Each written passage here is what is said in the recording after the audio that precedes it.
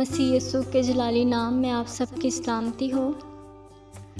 आज हम मत्ती रसूल के बारे में सीखेंगे।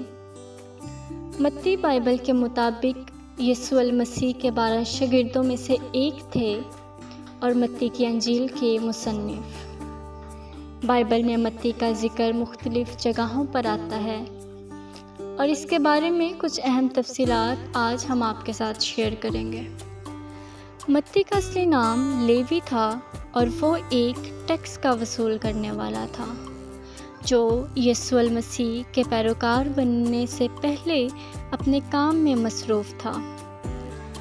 मत्ती की पेशा वराना ज़िंदगी का आगाज़ रोमी हुक्मरानों के साथ काम करने के तौर पर था, जो कि यहूदियों के लिए एक नापसंदीदा काम समझा जाता था, क्योंकि टैक्स वसूल करने वाले अक्सर गरीबों का इस्तेहसाल करते थे।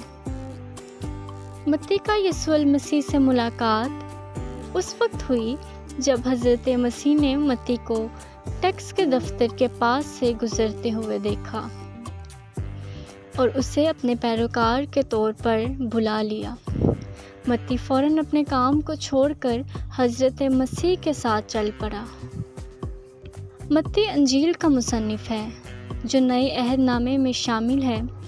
इस अंजील में यीशु अल मसीह की ज़िंदगी, तालीमात, मौजज़ात, मौत और क़यामत का बयान किया गया है।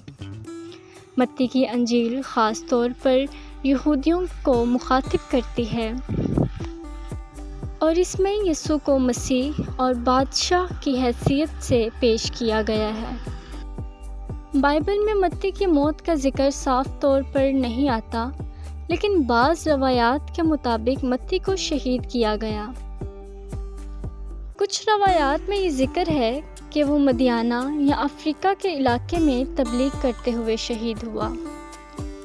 मत्ती का किरदार बाइबल में बहुत अहमियत रखता है, क्योंकि वो ना सिर्फ हज़रत मसीह के करीबी साथी थे, बल्कि उन्होंने मसीहियत की तालीम को आगे बढ़ाने में अहम किरदार अदा किया।